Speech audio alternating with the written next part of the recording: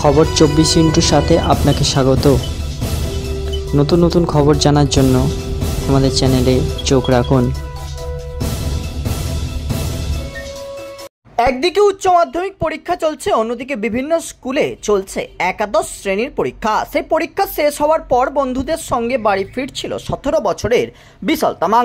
পরীক্ষা শেষ হওয়ার আনন্দ বন্ধুদের সঙ্গে ভাগ করে নিতেই ফিরছিল সে। তবে বন্ধুদের চোখের সামনেই ঘটে গেল ভয়াবহ ঘটনা।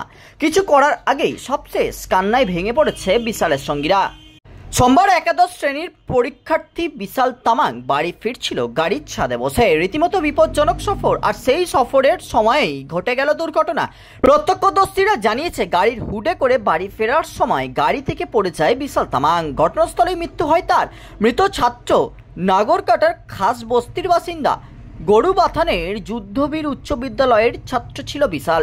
এদিন একাদশ শ্রেণীর পরীক্ষা দিয়ে ফেরার পথেই পান্ডারা মোড় এলাকায় এক ম্যাজিকে গাড়ির হুড থেকে নিচে পড়ে যায় সে। গুরুতর আহত থাকায় তাকে মালবাজার সুপার স্পেশালিটি হাসপাতালে নিয়ে যাওয়া হয়।